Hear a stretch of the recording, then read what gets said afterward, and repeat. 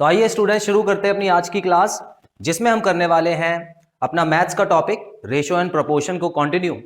और इस वीडियो को करने से पहले हम कुछ वीडियो पहले भी कर चुके हैं, तो आई होप आपने वो वीडियोस देख लिए होंगे। और आज की क्लास में हम रेशियो विद परसेंटेज, जो कि एक बहुत इंपॉर्टेंट टॉपिक है, उसके बारे में पढ़ने वाले हैं। So students, ratio and percentage को कंबाइन करके पढ़ने के लिए आपको परसेंटेज का थोड़ा सा बेस पता होना चाहिए, जो कि मैं पहले आपको बताने वाला हूं। तो आइए बिना टाइम वेस्ट किए हुए समझते हैं इसको। देखिए, रेशो के बारे में तो हमको जानकारी है कि रेशो जो है उसको नॉर्मली उसका जो साइन होता है, जैसे कि ए रेशो बी, इस तरह से लिखा जाता है रेशो को। और इसका एक और तरीका होता है लिखने का, ए अपॉन बी, जो कि फ्रैक्शन में लिखते हैं हम लोग। ठीक है, आपको एक और अच्छी बात बताता हूं। देखो, यहीं से कंटिन्यू अगर कर दूं तो इस फ्रैक्शन को अगर आप 100 से मल्टीप्लाई कर दो ना, तो परसेंटेज निकल जाती है। ये तो सिंपल तरीका हो गया समझने का। क्लियर?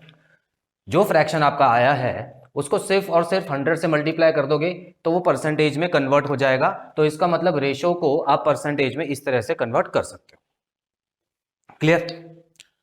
उसके अलावा अगर मैं बात करूं, मान लो अगर आपको कुछ परसेंटेज में दिया हुआ है, मान लो आपको ये दिया हुआ है 20%, ठीक है, और बोला हुआ है इसको रेशो में कन्वर्ट करो, तो आपको क्या करना है, ये परसेंटेज का साइन हटा के नीचे 100 लिख देना है, और जो भी कट रहा है उसको काटने के बाद ये लो 1:5 लिख दिया मैंने।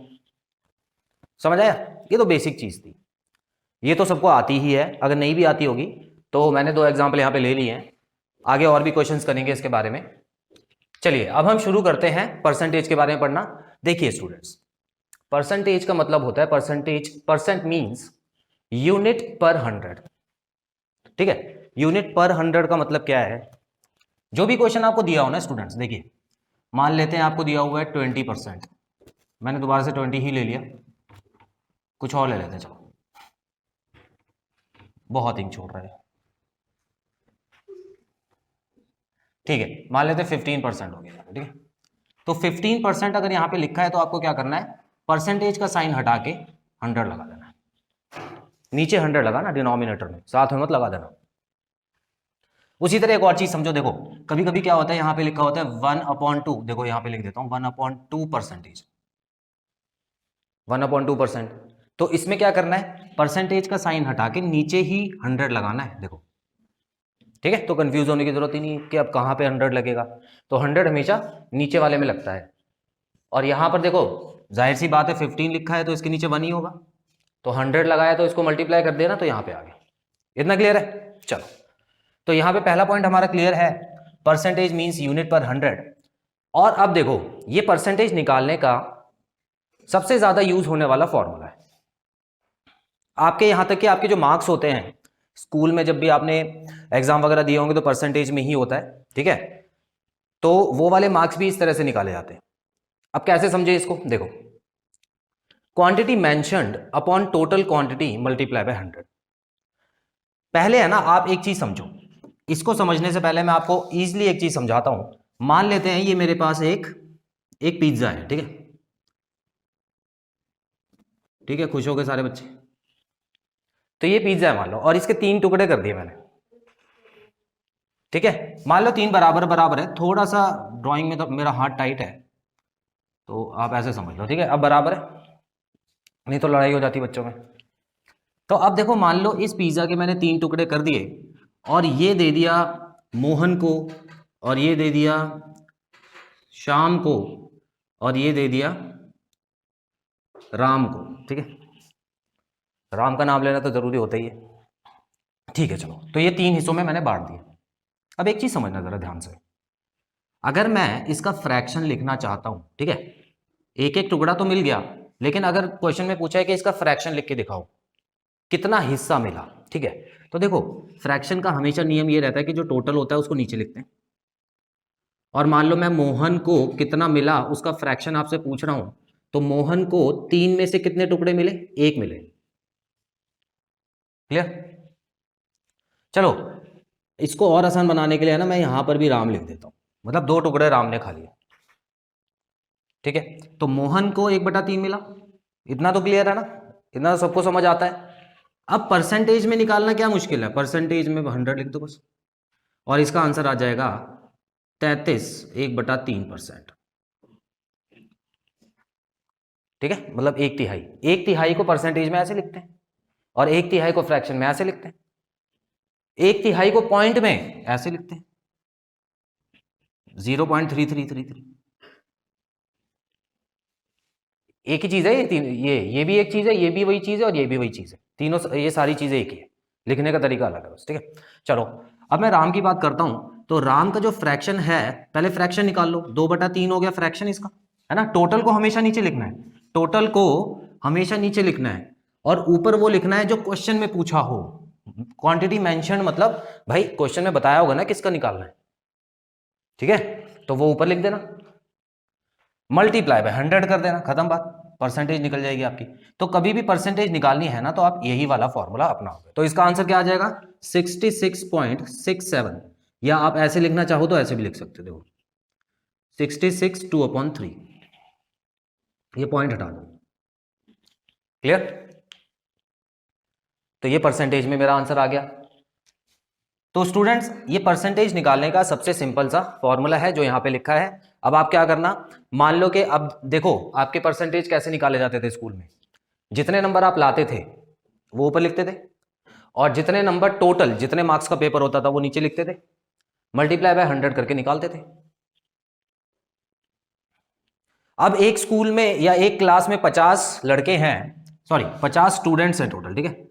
अगर मैं बात करूं स्टूडेंट्स की तो 50 स्टूडेंट्स हैं जिसमें से बोल रहे हैं कि 30 गर्ल्स हैं। तो आपको बताने कितने परसेंटेज लड़कियां हैं, बड़ा सिंपल है, ठीक है। क्या करूंगा मैं, टोटल को नीचे लिख दूं, ऊपर लड़कियों को लिख देता हूं, परसेंटेज पूछिए, मल्टीप्लाई बाय 100 कर दो, आपका आंसर आ जाएगा। 60% लड़कियां हैं, है ना, 60% लड़कियां हैं। कैसे पता लगा मुझे, ये 2 से गया, 3 2 60%, तो लड़कियां हो गई 60%। अब पूछेंगे लड़के कितने, भाई बाकी बच्चे लड़के होंगे। और इतना याद रखना कि परसेंटेज सबसे ज्यादा जो परसेंट होता है वो 100 होता है, ठीक है। 100 से ऊपर होता है वो अलग तरह के क्वेश्चन होते हैं, लेकिन अगर मैं बोलता हूं एक क्लास में इतने बच्चे हैं, वो परसेंटेज में कैसे निकालोगे, तो 100% बच्चे, ठीक है। चलो आगे बढ़ते हैं, इतना आपको क्लियर है। A fraction can be converted into percent by multiplying by 100, मैंने आपको ऑलरेडी बता दिया है ये वाला पॉइंट, ठीक है। किसी भी फ्रैक्शन को अगर आप परसेंटेज में बदलना चाहते हो तो मल्टीप्लाई बाय 100 कर दो। Any number is 100% of itself, कोई भी नंबर होता है ना वो अपना खुद का 100% होता है, ठीक है। इसका एक एग्जांपल देता हूं, मान लो यहां पे लिखा हुआ है 2, अगर कोई आपसे पूछे ये अपना कितना परसेंट है तो बोलना 100%। मैं अपना 100% हूं, याद रखना, ठीक है। तभी तो हम बोलते हैं कि यार तूने आज है ना अपनी जो मेहनत थी, मान लो कि कोई गेम वेम चल रहा था तो जितना अच्छा कोई प्लेयर खेलता है उतना अच्छा नहीं खेला वो, तो आप बोलते हो तूने अपना 50% दिया, क्यों, 100% देने का मतलब क्या है, तू अपना बेस्ट खेला, उससे अच्छा नहीं खेल सकता था, ठीक है। लेकिन आज तूने जितना अच्छा खेलता था उसका आधा ही अच्छा खेला, तो 50% खेला। तो उसी तरह कोई भी पूरी चीज आपको नजर आ रही है ना इस दुनिया में, कोई भी पूरी चीज नजर आ रही है तो वो 100% होगी अपनी। अब देखो यहां पर इसका 100% निकालते हैं, ठीक है, 2 का 100% निकालते हैं। तो मैं क्या करूंगा, यहां पे 2 लिखा, मल्टीप्लाई बाय 100 और अपॉन 100, क्योंकि परसेंटेज के साइन की जगह 100 आ जाएगा। इसको अगर आप काटो तो क्या आ गया आपका, 2 ही तो आ गया। क्लियर है, तो कोई भी नंबर अपना 100% होता है, ये अपने दिमाग में बिठा लो अच्छे से, ये मैं बहुत बार यूज करने वाला हूं। चलो आगे बढ़ते हैं। अ नंबर इंक्रीज्ड बाय 10%, ये ध्यान से समझना, can be written as a number x. देखो कोई भी एक नंबर है एक्स, अगर वो 10% बढ़ जाता है तो उसको हम ऐसे भी लिख सकते हैं, एक्स मल्टीप्लाई बाय 110/100। अब 110/100 क्यों लिखा, कोई मुझे बताएगा 110 क्यों लिखा है यहां पे मैंने, हाँ तो 100 में क्यों प्लस किया, बिल्कुल सही है, बिल्कुल सही है। देखो एक चीज समझो ध्यान से, कोई भी नंबर था उसको 10% बढ़ाना है मुझे, है ना, 10% बढ़ाना है मुझे, तो ये नंबर खुद का तो 100% पहले से ही था ना, तो 100/100 तो पहले से ही था, जो कि मैंने अभी यहां पे करके दिखाया, लेकिन वो नंबर 10% बढ़ा। देखो यहां पे लिखा है, एक वर्ड यहां पे याद रखना जो अभी तक नहीं आया ऊपर से नीचे तक, इंक्रीज और डिक्रीज की बात हो रही है अभी। जब भी परसेंटेज इंक्रीज और डिक्रीज होना तो आप हमेशा ऐसे ही करना। कोई एक नंबर है जो कि 10% बढ़ गया, तो भाई पहले तो अपना रहा होगा, अपने आप को फिल किया उसने, उसके बाद ही तो 10% बढ़ा, तो अपने आप को फिल करने के लिए 100 हो गया, और फिर 10% बढ़ा तो 10 और ऐड कर दिया इसमें, 110 हो गया। ये चीज क्लियर है, ठीक है। अब ऐसे क्वेश्चन में देखो परसेंटेज 100 से ज्यादा जा रही है, क्यों? क्योंकि वो बढ़ा ना। अब कई चीजें होती हैं बढ़ती हैं, अब जैसे लोगों की सैलरी बढ़ती है, या किसी एक टाउन या विलेज की पॉपुलेशन बढ़ती है, ठीक है। टैक्स की वजह से किसी चीज की कीमत बढ़ जाती है, तो वो अपनी कीमत से 100 से भी ऊपर चला जाता है। तो कोई चीज अपने से भी ऊपर चली गई ना, तो समझ लो वो 100 से ऊपर जाएगी। अगला देखते हैं, डिक्रीज बाय 10%। अगर कोई नंबर x, अगर कोई नंबर है जो डिक्रीज हो रहा है 10%, तो देखो यहां पर आपको क्या करना है, 100 में से 10 माइनस करके 90 लिख देना। आई होप आपको क्लियर हो रहा होगा, ठीक है ना। तो ये क्या होगा, ये असली नंबर आ जाएगा, इसके पीछे परसेंटेज मत लगाना, क्योंकि ये परसेंटेज निकालने का फॉर्मूला नहीं है, ये निकालने का फॉर्मूला है कि बढ़कर कितना हो गया वो नंबर। एग्जाम्पल लेके दिखाता हूं, सब समझ आएगा। देखो मान लो मेरे पास 50 है, ठीक है, एक नंबर है 50, और मुझे क्वेश्चन में दिया हुआ है कि 10% बढ़ गया, ये 10% बढ़ गया, समझ आ गया मेरे को। ये अपना 100% था, तो 10% बढ़ने के बाद अपना 110% हो गया होगा, तो 110% यहाँ पे परसेंटेज ऑलरेडी यूज हो गई है। अब जो मेरा आंसर आएगा ना, देखो यहाँ पे इसको काट के 2 लिख दूं, और यहाँ पे इसको काट के 55%, मत लगाना पीछे, क्योंकि ये नंबर 50 था, अब बढ़ने के बाद 55 हो गया, ठीक है, 10% बढ़ गया। कुछ बच्चे क्या गलती कर देते हैं, सिर्फ 10 से मल्टीप्लाई करके लिख देते हैं, 110 से नहीं करते। उनको पता है कि 10 से मल्टीप्लाई कर दिया, ठीक है। देखो इसको करने के दो तरीके भी हैं, दो तरीके। इसको या तो 10 से मल्टीप्लाई करके 5 निकाल लो, और वो 5 इसमें जोड़ दो, फिर भी 55 हो जाएगा। लेकिन ये करना सीखो, क्योंकि अब आप जो कॉम्पिटिटिव एग्जाम्स में जाने वाले हो, तो उसमें ये काम आएगा। उसी तरह देखते हैं, चलो। अब मुझे ये 50 दोबारा दे दिया है, और बोल दिया है कि 10% से कम हो गया, तो ये 90/100 लिख दूँ यहाँ पे।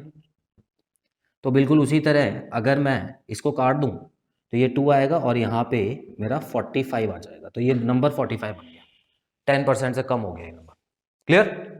जब हम क्वेश्चन करेंगे तो और अच्छे से समझाऊंगा, इसका स्क्रीनशॉट ले लो जल्दी से, फिर आगे बढ़ते हैं। तो आइए स्टूडेंट्स, अब हम परसेंटेज के कुछ क्वेश्चंस करने वाले हैं। देखते हैं इन क्वेश्चंस में क्या दिया हुआ है। तो सबसे पहला क्वेश्चन लिखा है, the ratio of students studying in school ABC is 568, ठीक है। तो 3 स्कूल के स्टूडेंट्स जो हैं, ठीक है, 3 स्कूल में कुछ स्टूडेंट्स हैं, तो उनकी जब रेशो निकाली गई तो रेशो आई 568। अब क्या हो रहा है, if students are increased by, अच्छा यहां पर देखो एक चीज, जितने भी स्टूडेंट्स थे उनको इंक्रीज किया गया है 30%, 25% एंड 25% रिस्पेक्टिवली। रिस्पेक्टिवली मतलब ये जो पहला नंबर दिया हुआ है ये पहले स्कूल से रिलेट करता है, दूसरा दूसरे से, और तीसरा तीसरे से, ठीक है। Find new ratio, new ratio निकालनी है। ये बड़ा सिंपल सा क्वेश्चन है, बच्चे इसको पॉज करके खुद ट्राई करेंगे एक बार, उसके बाद ही मेरा सॉल्यूशन देखेंगे। मैं सॉल्यूशन यहाँ पे कर रहा हूं, देखो सिंपल सा, इसमें आपको क्या करना है, यहाँ लिखा हुआ है 5, ठीक है। पहले में क्या लिखा है, 5 लिखा है, तो सबसे पहले चलो ऐसे कर लेते हैं, A रेशो B, थोड़ा दूर दूर लगाना रेशो, बताता हूं क्यों, और रेशो C, इस तरह से आपको लिखना है। उसके बाद क्या करना है, पहले की जो स्कूल A है उसकी बात करूं तो 5 था उसमें, ठीक है। इसमें x वगैरह आपको निकालने की जरूरत नहीं पड़ेगी, x लगाना नहीं है इसमें, आपको सिंपल सा आ जाएगा, ठीक है। x क्यों नहीं लगाना वो भी बताऊंगा। देखो 5 को अगर मैं कितना बढ़ाना है, 30% बढ़ाना है, तो मैं ऐसे कर सकता हूं इसको, जैसे मैंने अभी आपको समझाया था थोड़ी देर पहले, कर सकता हूं ऐसे, ठीक है। रेशो लगा के 6 जो दूसरा स्कूल है उसको कितना बढ़ाना है, 125% बढ़ाना है, और रेशो लगा के 8 जो कि तीसरा स्कूल है उसको भी 25% बढ़ाना है, तो यहाँ पे 125 लगा दो। इतना क्लियर है? आपको पता है तीनों रेशो में देखो हर जगह मल्टीप्लाई लगा हुआ है, तो इसका मतलब मैं काट सकता हूं जिसको मर्जी। तो तीनों रेशो में जो चीजें आपको एक साथ दिख रही है ना, उनको तो हटा दो, क्लियर? उसके बाद देखो, अब यहां पर अगर मैं देखूं तो ये देखो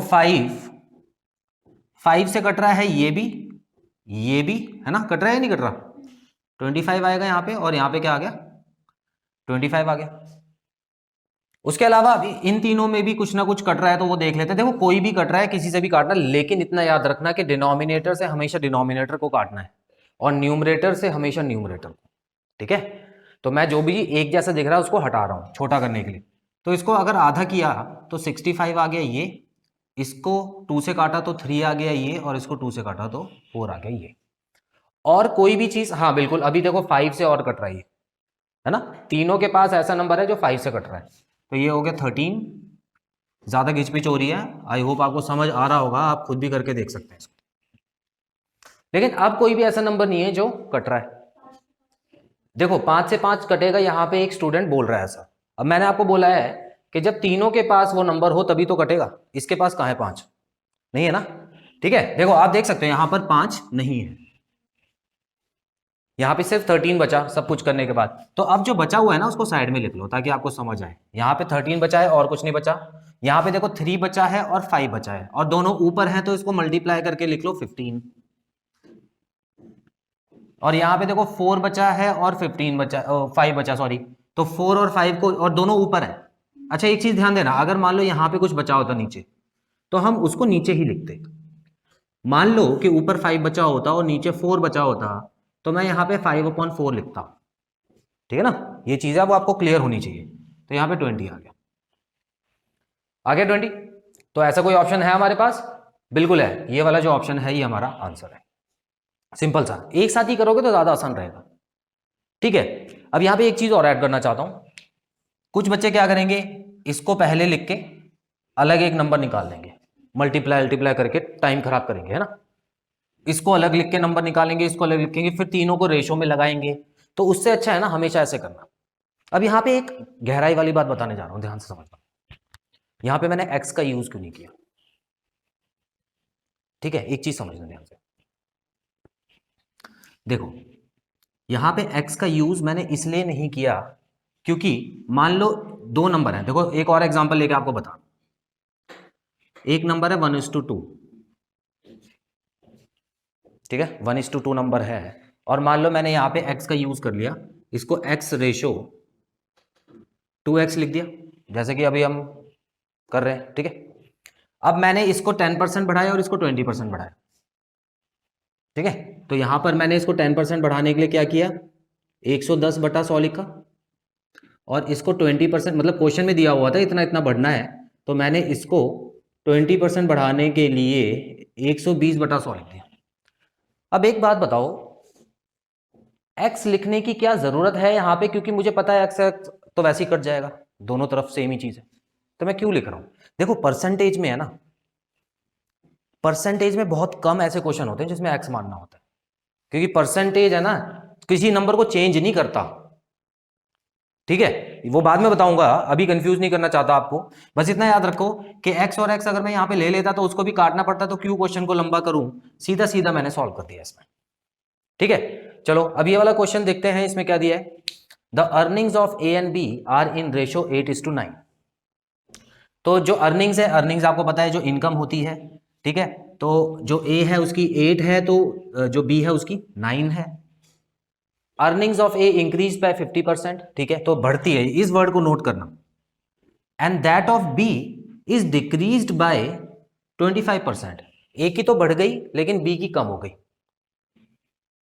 द न्यू रेशो इज 16:9, ठीक है? तो अब जो नई रेशो बनती है वो क्या बन गई है, 16:9 बन गई है। तो अब आपको निकालना है फाइंड एज अर्निंग। अब देखो यहां पर है ना, इन्होंने एक नई चीज दी है कि रेशो दे दी है, नई वाली भी। अब आपसे वो क्या चाहते हैं कि आप ए की अर्निंग निकालो, ठीक है? तो ए की अर्निंग हम निकाल के देख लेते हैं, कैसे निकालें, चलो ट्राई करते हैं। देखो पहले कितनी थी, इतनी थी, ठीक है? और इसकी जो इनकम है 50% से बढ़ी, ठीक है? और हो गई 16:9, मतलब सॉरी। अब देखो कैसे करेंगे इसको, इसमें मैं इसको बढ़ा देता हूं 50% से, ठीक है?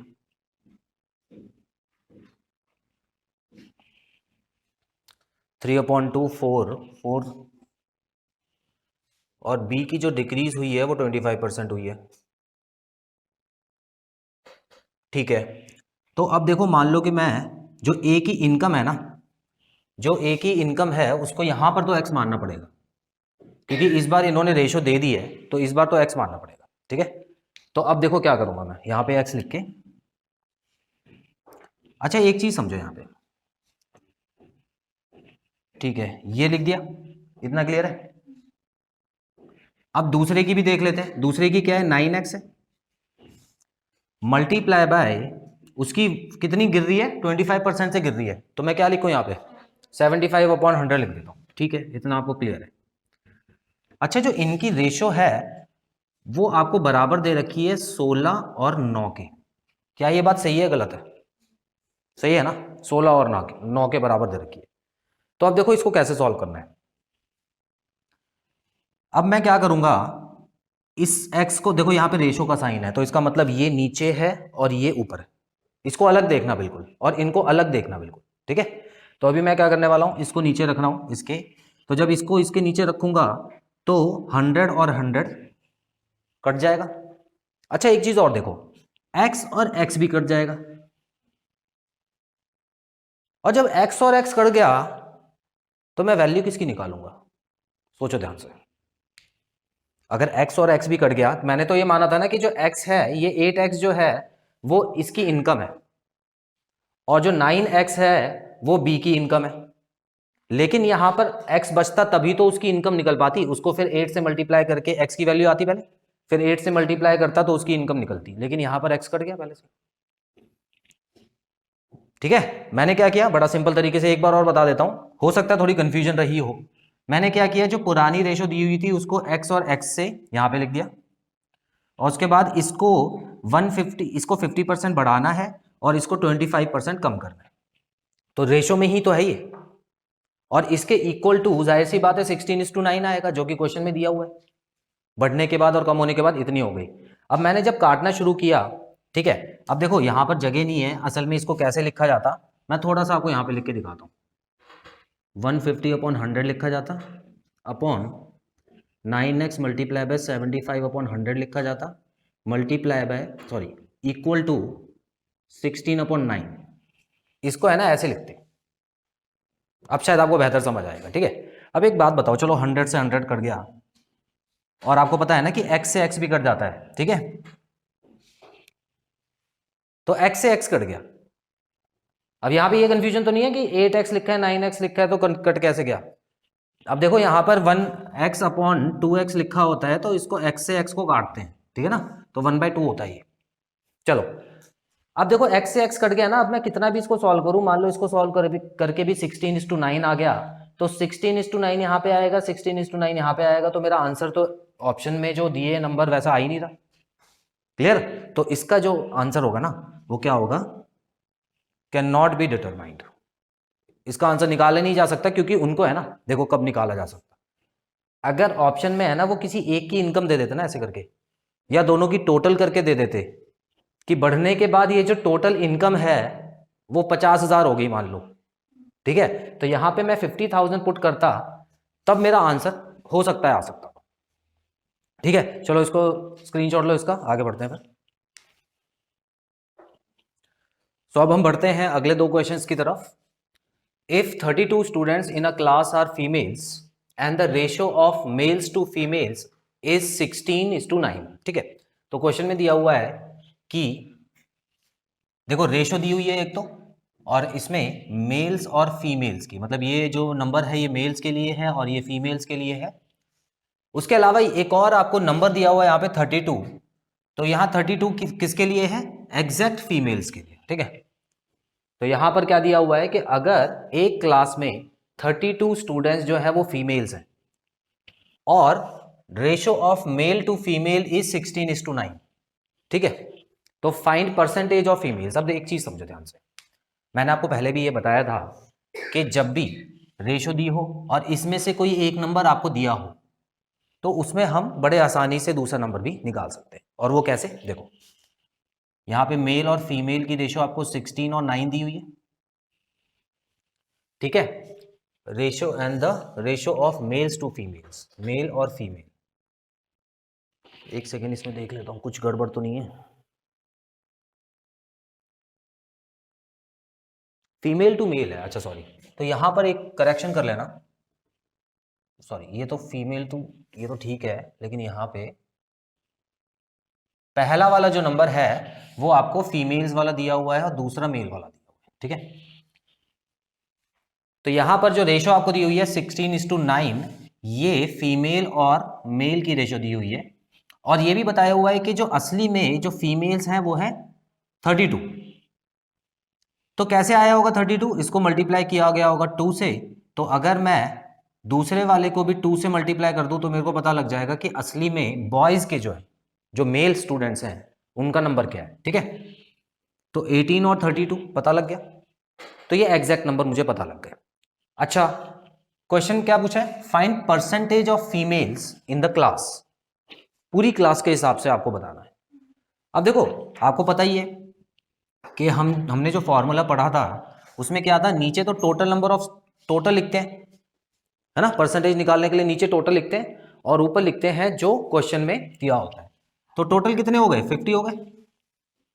32 फीमेल्स हो गई और 18 मेल्स हो गए, तो टोटल 50 हो गए। उसके अलावा अगर हम बात करें फीमेल्स की तो कितनी है? 32। फ्रैक्शन बन चुका है, इसको मल्टीप्लाई कर दो 100 से, आपका आंसर रेडी है। तो यहां पर अगर हम देखें तो यहां पे आ जाएगा 2, तो 64% जो थी वो फीमेल थी। तो परसेंटेज के हिसाब से अगर हम देखें तो 64% मेरा आंसर आ चुका है। किसी भी तरह से आपको आंसर निकालना है। अलग अलग तरीके के क्वेश्चन आएंगे, इनको याद करने का, रटने का कोई स्कोप नहीं है। आपको क्या करना है, क्वेश्चन समझना है और देखना है कि किस तरह से हो सकता है। आगे बढ़ेंगे। ये वाला क्वेश्चन देखो, थोड़ा सा घुमा हुआ क्वेश्चन। इन अ क्लास, एक क्लास है, girls are 20% more than boys. तो जो लड़कियां हैं ना वो 20% ज्यादा है बॉयज से, मतलब जितने बॉयज हैं उतनी लड़कियां तो है, 20% और है। Total students are 66। भाई एक चीज समझो ध्यान से, अगर मैं यहां पर इतनी ही इंफॉर्मेशन से, ठीक है, लेट बॉयज जो कि कम है, मैंने x मान लिया, ठीक है, और गर्ल्स जो कि इससे 20% ज्यादा है, तो इसका मतलब मैं गर्ल्स को कैसे लिख सकता हूं, x मल्टीप्लाई बाय 120/100, हो गया। ऐसे लिख सकता हूं ना गर्ल्स को। तो इसको अगर मैं काट दूं तो ये हो जाएगा 6 और ये हो जाएगा 5, तो ये हो जाएगा गर्ल्स का नंबर कितना हो गया, 6x/5। तो इन दोनों को प्लस करके भी दिया हुआ है, टोटल स्टूडेंट्स आर 66। तो मैं यहां पर क्या कर देता हूं, पहले बॉयज का नंबर लिख लेता हूं, उसके बाद गर्ल्स का लिख लेता हूं, और यहां पे 66 लिख देता हूं। कितना क्लियर है? एलसीएम वगैरह लेके मुझे पता लगा कि यहाँ पे ऊपर 11 आ जाएगा, आएगा या नहीं आएगा? 11 आएगा। 11 को मैं 66 से काटूंगा तो 6 बचेगा, नीचे 5 बचा हुआ है, तो 5 6 तो x की वैल्यू आ गई 30। वो आप करके देख लेना, वो तो कोई दिक्कत नहीं है, x की वैल्यू यहाँ 30 आ गई। तो इसका मतलब मुझे ये पता लग गया कि जो बॉयज थे वो कितने थे, 30, और जो गर्ल्स थी वो कितनी थी, देखो 6/5 मल्टीप्लाई बाय 30, है ना, x की वैल्यू ऐसी तो पुट करेंगे, तो यहां पे 6 6 36, तो बॉयज 30 थे, गर्ल्स 36 आ गई। इतनी से तो मेरे को पता लग गया। आगे बढ़ते हैं। Find the new ratio of boys to girls, मतलब बॉयज को पहले रखना, गर्ल्स को बाद में रखना, if 4 more girls are admitted. 4 लड़कियां और आ जाती हैं तो नई रेशियो निकालो। भाई सिंपल सा सीन है, बॉयज को पहले रखना है, गर्ल्स को बाद में रखना है। तो बॉयज हमारा हो गया 30 पहले से था, और गर्ल्स पहले से 36 थी, इसमें 4 और ऐड कर दो, तो इसका आंसर क्या आ जाएगा, 30 और यहाँ पे 40 हो गया, 0 से 0 काटो, 3:4 आपकी जो रेशो है वो न्यू रेशो आ गई, खत्म। ठीक है, तो इस तरह से आपको रेशो और परसेंटेज के क्वेश्चंस करने हैं। तो स्टूडेंट्स अभी हमने 2 या 3 तरीके के ही क्वेश्चन किए हैं, ये वीडियो ज़्यादा लंबी हो जाएगी, इसी वजह से मैं सेकंड पार्ट ज़रूर बनाऊंगा इसका, जिसमें अलग तरीके के क्वेश्चंस हम करेंगे परसेंटेज और रेशो के ऊपर।